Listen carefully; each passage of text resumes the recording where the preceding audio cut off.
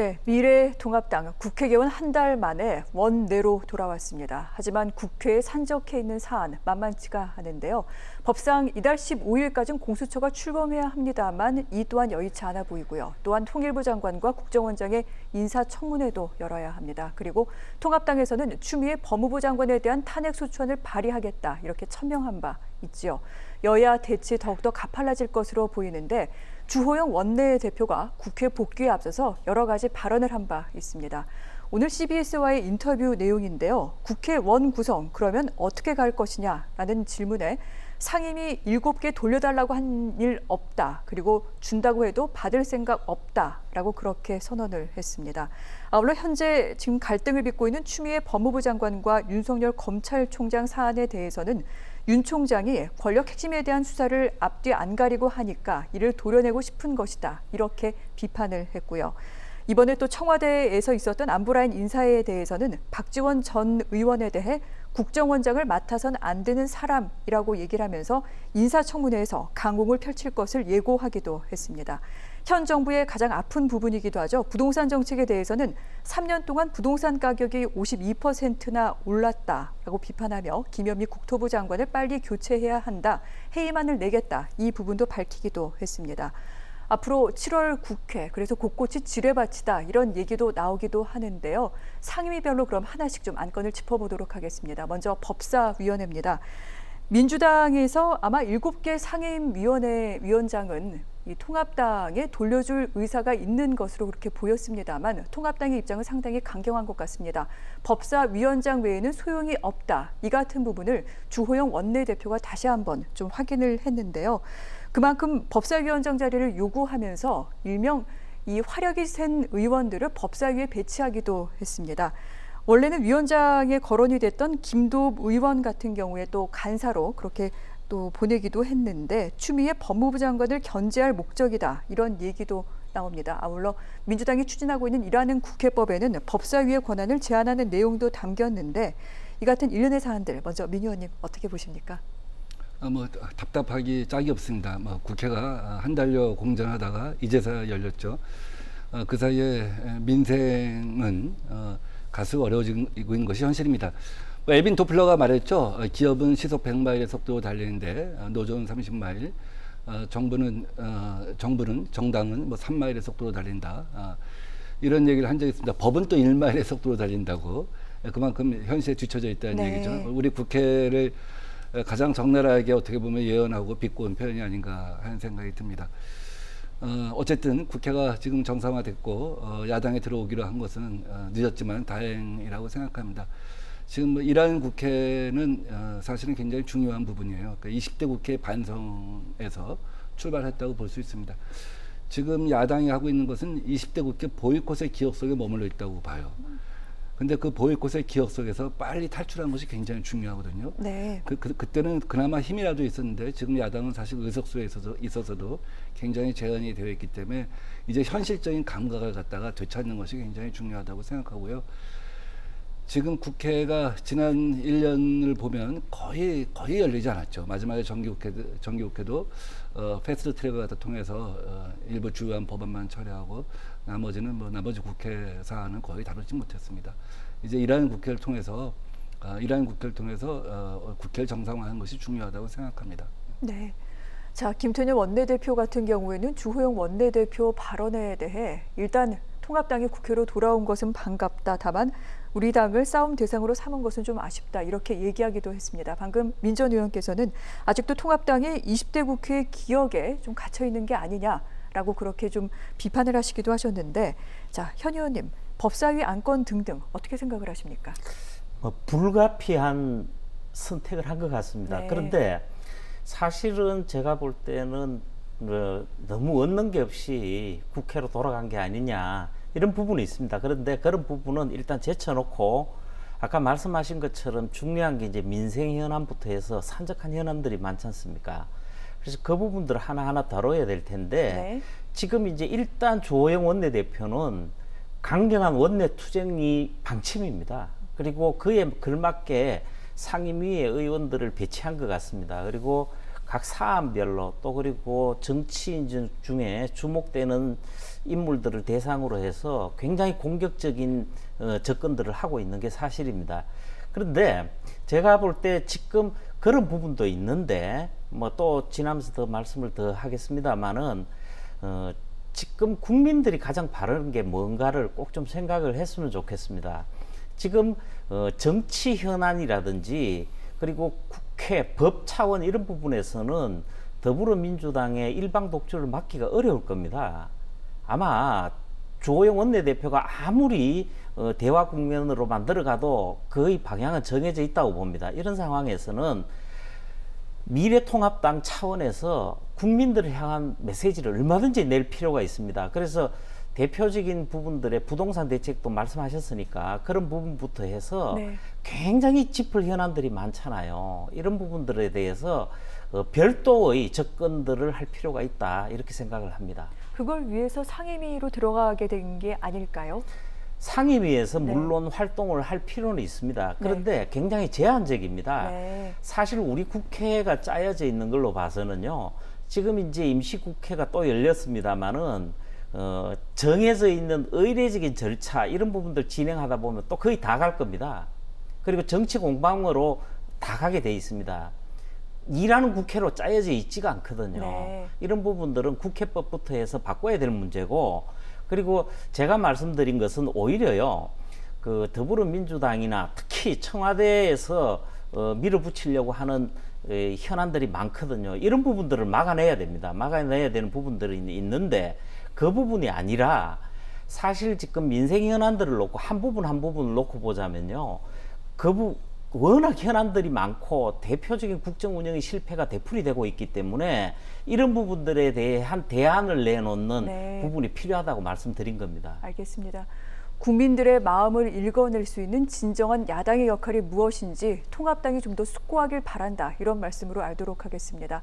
이번에는 운영위를 좀 살펴보도록 하겠습니다. 여기 정말 만만치가 않은데 운영위는 원래 청와대를 피감기관으로 하고 있기 때문에 보통은 초선 위주의 원내 부대표단을 상임위원들로 구성을 한다고 합니다. 그런데 이번에 통합당에서 배치한 면면들이 정말 만만치가 않습니다. 왜냐하면 이 운영위에서는 예를 들어 지금 여야가 맞서고 있는 공수처장 후보자 추천위원회의 운영 규칙안 등등을 여기서 이제 정하게 되는데 민주당과 한판 붙겠다. 지금 이 같은 부분을 천명하고 있습니다. 즉 공수처장의 임명을 강행을 하는 것을 막기 위한 여러 가지 또 보관이다. 이렇게 얘기를 하고 있는데 자, 현 의원님. 이 통합당의 운영위원들 누구누구가 배치가 됐는지부터 좀 설명을 해주실까요? 예, 아마 뭐 아까 말씀하신 대로 네. 우리가 소위 말빨이라고 그러죠. 그런 어떤 강한 부분에 있어서 김도읍 의원이라든지 장제원 의원을 중심으로 해서 네. 또 그리고 이제 원내 대표단 또 그 중에서도 네. 그 발언력이 강한 부분들을 많이 배치를 했는데 이런 부분들에서 뭐 진행하는 부분들은 뭐 나름대로 진행하겠죠. 그런데 아마 그 운영위 차원에서 의미는 있긴 합니다. 특히 이 운영위가 청와대를 담당을 합니다. 네. 그래서 지금 이 국회도 더불어민주당도 사실은 제가 지난번도 말씀드린 적이 있습니다만은 청와대 정부라 해서 거의 일방적으로 밀어붙이고 민주당은 그의 그 심부름꾼 역할을 하는 측면이 강하거든요. 그래서 이런 부분으로 봤을 때에 청와대를 정확한 목표로 해서 대상으로 해서 국정 현안이라든지 잘못된 부분을 짚는 것은 필요하겠죠. 네. 예. 자, 청와대를 향한 어떤 그 문제가 있는 국정 현안 등등을 짚기 위해 지금 통합당에서 운영위원들이 이렇게 배치한 것이다. 그렇게 말씀을 해주셨는데 제가 아까 말씀을 드렸습니다만 공수처와 관련된 안을 이제 운영위원회에서 논의를 하게 되어 있고요. 이뿐만이 아닙니다. 방금 법사위 설명드리면서 얘기했던 일하는 국회법도 이 운영위원회에서 또 다루게 되기도 합니다. 통합당의 의도는 분명한데 이러다 보면 국회 좀 만만치 않게 가게 될 것 같은데 어떻게 보십니까? 국민들이 통합당에 요구하고 있는 것하고는 정반대로 가고 있다 하는 생각이 듭니다. 지금 청와대가 있는 청운동, 제가 이 미래통합당에 가야 할 방향은 청운동이라고 얘기를 합니다. 또 민주당에 가야 할 방향은 신사동이라고 얘기를 하는데요. 청운동이 뭐냐면 네. 이제 청년 세대를 위해서 움직이는 정당이 되어야 한다 하는 것이고 이제 운은 운동장을 바꿔 쓰자, 넓게 쓰자. 뭐 최근에 김종인 대표가 비대위원장이 하는 그런 노선이 그런 것이죠. 그러니까 운동장을 넓게 씁니다. 그러니까 진보의 영역에 있었던 의제들을 갖다가 자기 의제로 네. 포함을 시킨 거죠. 그러면서 이제 민생 중심으로 가고 있는 겁니다. 동은 지금 강령 개선 개혁위원회에서 심지어 5.18 민주화 운동 정신을 갖다 포함시키자 하는 논의도 있는데 국민 통합, 동서 통합을 얘기하는 겁니다. 민주당은 신사동을 가자는 얘기는 뉴딜, 그린 뉴딜 뭐 이런 얘기를 포함하는 거죠. 새로운 것. 그다음에 4차 산업혁명을 포함한 혁신성장. 동은 이제 공동체. 최근에 전국민 고용보험을 포함한 그런 논의들을 더 활성화시킬 필요가 있다는 거예요. 그러니까 지금은 20대 국회 때까지의 기억으로 넘어가게 되면 미래통합당은 장외투쟁하고 단식하고 삭발했잖아요. 근데 그게 아니라 지금 청운동으로 가는 대노선 전환이 있어야지만 국민들이 시선을 갖다가 끌 수가 있다고 봐요. 그래서 뭐 운영위원회에 화력이 좋은 사람을 배치한다. 그게 뭐 국민들 민생하고 무슨 관계가 있겠습니까? 네. 그리고 법사위에 공수처 같은 경우는 그 공수처장 자체에 그것을 보이콧하는 문제하고 공수처 출범 자체를 보이콧하는 문제는 다른 것 같아요. 아마 국민들이 공수처 출범 자체를 보이콧하면은 그거는 동의 안 할 겁니다. 그 법 자체가 공수처장에 대해서는 그 후보에 대해서는 보이콧할 수 있게 설계가 되어 있어요. 네. 그거 갖고 싸울 수는 있겠죠. 그래서 빨리 그 협력할 것은 협력하고 시대의 전진에 대해서는 또 동의하고 이런 방향으로 노력했으면 하는 그런 생각입니다. 네, 그렇다면 민 의원님, 추천위원까지는 통합당이 좀 내야 된다 이렇게 보고 계시는 건가요? 추천위원이 7명으로 구성되게 네. 되어 있죠. 그래서 여야 교섭단체가 각 2인씩입니다. 그래서 야당이라고 하는 교섭단체가 반대할 경우는 추천을 갖다가 할 수가 없습니다. 그러니까 실제로 야당이 동의하는 사람만 추천할 수가 있는 것이죠. 그 무기를 활용하면 되는 겁니다. 이제 그렇게 하기 위해서는 공수처장 인사청문회법이 우선 통과가 되어야 합니다. 다음 두 번째는 지금처럼 야당이 공수처 추천위원을 처장 추천위원을 갖다 보이콧하면은 추천위원회 자체가 성립이 안 돼요. 네. 그래서 법의 이제 미비점이죠. 이런 경우는 교섭단체가 추천위원 자체를 갖다가 추천하지 않을 경우는 그 의사를 포기한 것으로 간주한다. 이런 정도의 법 개정이 불가피해진 것이 아닌가 하는 생각이 듭니다. 야당이 공수처 자체에 갖다가 근본적으로 맡기보다는 공수처장 누가 중립적이고 객관적이냐 이 문제 갖고 토의하는 것이 생산적이라고 봅니다. 네. 방금 공수처장을 둘러싼 여야간 이견까지 짚어봤습니다. 자, 이번에는 상임위 가운데 정보위원회로 좀 가보도록 하겠습니다.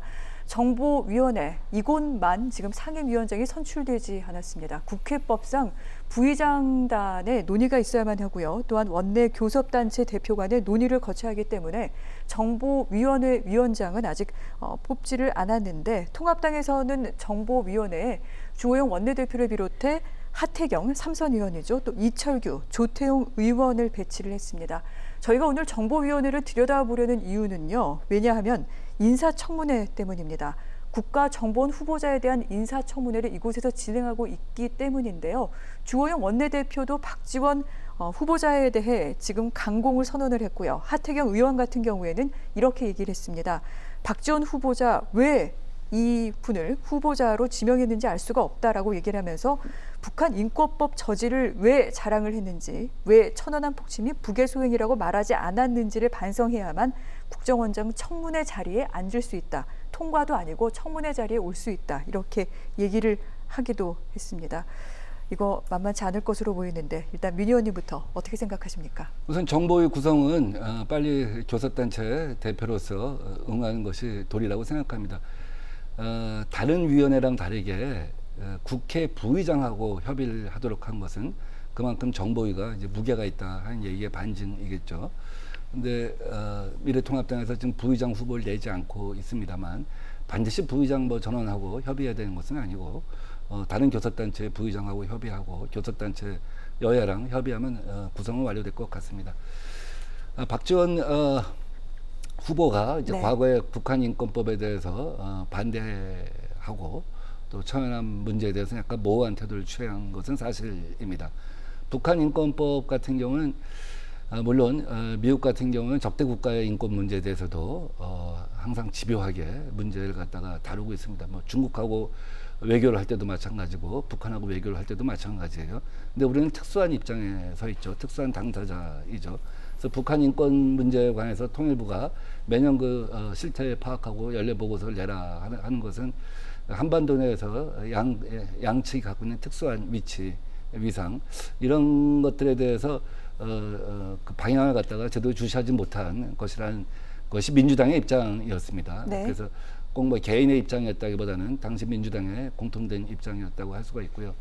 천안함 폭침 문제에 관해서는 최종적으로 국가에서 결론이 날 때까지는 뭐 이런저런 정치인으로서 문제 제기를 할 수 있다고 봅니다. 그거 자체에 갖다 탓할 수는 없다고 보고요. 천안함 폭침에 대해서 최종적인 어떤 결론이 났을 때는 오히려 최종적으로 자기 입장을 갖다 정리하는 과정에서 정부가 천안함 폭침을 막지 못한 것에 대한 책임을 지라고 얘기를 한 바가 있습니다.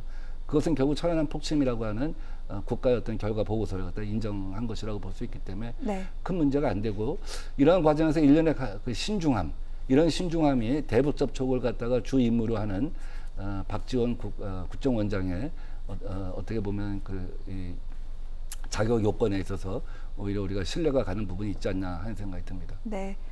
자, 통합당에서는 여러 가지 벼르고 있습니다만 청와대 입장에서는 현재 경색된 대북 관계를 다시 한번 어떤 출구를 찾기 위한 어떤 그 전략의 일환으로 일단은 박지원 전 의원을 국정원장으로 이렇게 좀 내정을 했다. 이런 분석도 많이 나오고 있기도 합니다. 이런 가운데 통합당 이 부분에 대해서 지금 날을 세우고 있는데 현 의원님의 의견이 궁금합니다. 저는 박지원 국정원장 후보자에 대해서는 굉장히 우려스러운 부분이 많습니다. 네. 먼저 볼 수 있는 게 이 전력 부분인데 지난 2000년에 김대중 대통령과 이제 김정일 위원장 간의 정상회담이 있었지 않습니까? 근데 그때 당시에 북한은 절대로 핵을 개발 안 한다 그랬어요. 근데 결과적으로는 남북 대화라는 평화적인 겉으로는 유지가 됐지만 결과적으로는 사실 북한이 그 이후에 핵과 미사일을 개발할 수 있는 시간과 빌미를 줬을 뿐입니다. 그렇게 분명히 볼 수가 있는 겁니다. 그리고 또 한 부분이 사실은 그 미래통합당에서 지적한 대로 통일부 장관이면 모르겠는데 국정원장이라는 게요. 네. 그 남북 대화 협력을 하고 대북 지원을 하는 부서가 아닙니다. 이것은 북한에 대해서 정보를 수집을 해야 되고 필요시에는 비공개해서 여러 가지 활동을 전개를 해야 되잖아요.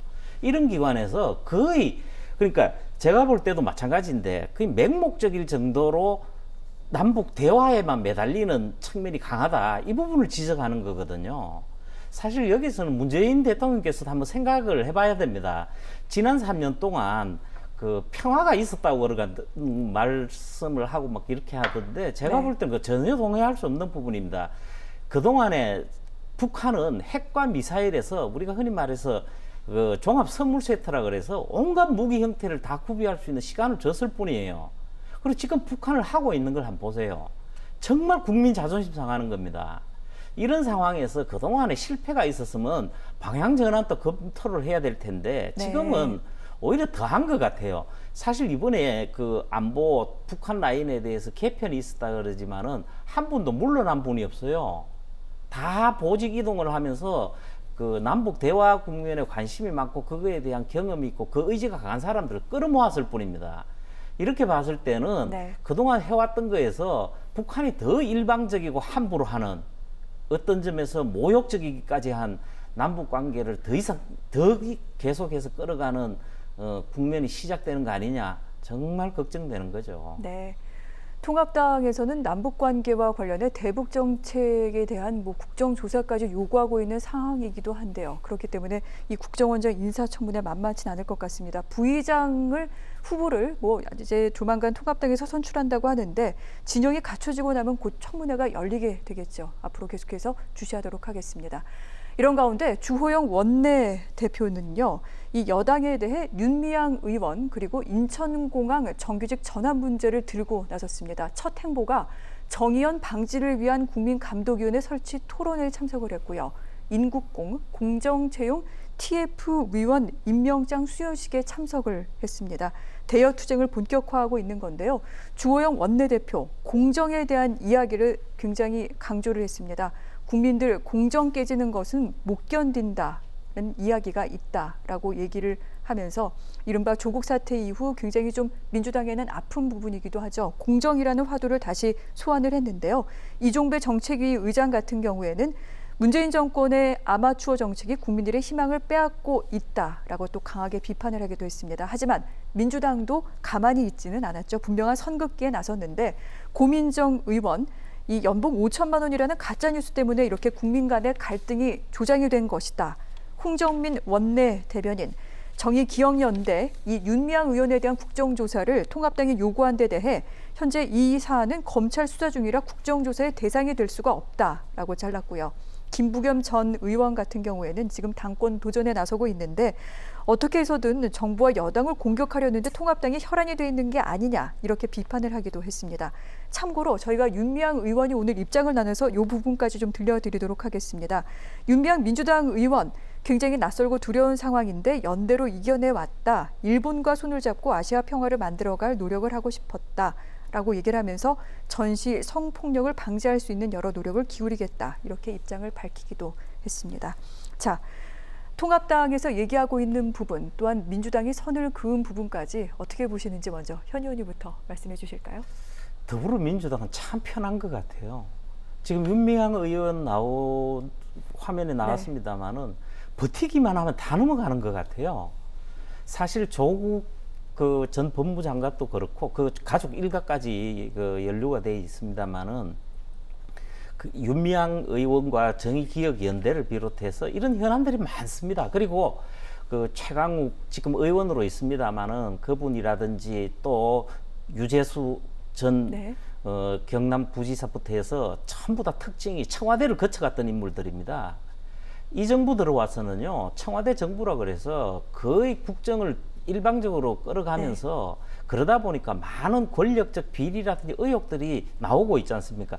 저는 민생과 한 축으로 이 부분에 대해서 계속 관심을 가지고 국민에게 알려야 된다고 생각을 합니다. 그래서 그 부분은 그렇고, 그리고 사실은 아까 더불어민주당이 아픈 부분이 아니냐 그랬는데 제가 볼 때는 민주당이 아픈 게 아니라 국민이 아픈 거죠. 지금도 제가 볼 때는 민주당 입장에서는 그냥 끌고 가면 된다고 생각하는 것 같은데요. 그리고 다른 지금 여기 그 국정 현안들 같은 부분들도 좀 뭐 말씀을 드리자면 사실 아까 말씀을 하셨습니다. 국민 입장에서는요, 부동산 대책, 집값 지금 폭등하고 전월세가 이런 게 지금 초미의 관심이 됐지 않습니까? 그리고 저출산 고령화라든지 30, 40대들 일자리 잃어가는 문제라든지 취업 준비생을 중심으로서 20대들이 겪고 있는 어려움은 상당하거든요. 그리고 지금 뭐 말씀하셨습니다마는 인천국제공항공사 같은 경우는 제가 그 주호영 원내대표한테 문자까지 보내서 이 부분을 한번 면밀하게 들여다보셔야 된다. 제가 말씀드린 적이 있는데 지금 정치권에서 이 사안의 심각성을 잘 모르는 것 같아요. 지금 청와대나 그 여당에서는 그 가짜 뉴스라든지 언론 보도 탓이라든지 야당의 정치 공세라 그러는데 그럴수록요 20대, 30대 그리고 학부모들의 분노는 더 커질 거예요. 그 사안을 둘러싸고 벌어지고 있는 안에서 벌어지는 것들이 제가 두 가지만 말씀드릴게요. 하나는 뭐냐면은 정규직이 1,400명이던 조직을 지금 이 코로나로 해가지고 적자를 보게 돼 있는 기업에 갑자기 9,000명이 넘는 사람을 비정규직을 정규직으로 만들어버린 거거든요. 그리고 이 보안 검색 요원들 같은 경우는 직군이 다르니까 취업 준비생과 겹치지 않는다고 그러는데 이분들 같은 경우도요, 지금 대다수가 채용 과정에 굉장히 의혹의 문제가 많다는 거 아니에요. 그런 점을 봐야 되겠죠. 네, 알겠습니다. 자, 사안의 심각성을 알아야 한다. 그리고 민주당 버티기로만 넘어가려고 하지 말아라. 그렇게 일가를 하셨는데 미 의원님 어떻습니까?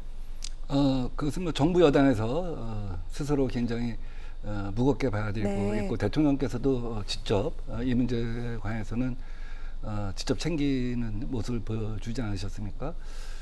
저는 그 인국공 문제를 야당이 다루는 태도 혹은 나아가서 정치권 전체가 다루는 태도 이걸 보면 이제 가짜 뉴스냐 아니냐 뭐 혹은 정규직화된 지금 숫자가 얼마냐 직군 분리가 되어 있냐 안 되어 있냐 이런 걸 갖고 얘기하는데 그 기저에 숨어 있는 청년들의 문제의식을 보는 게 중요하다고 생각해요.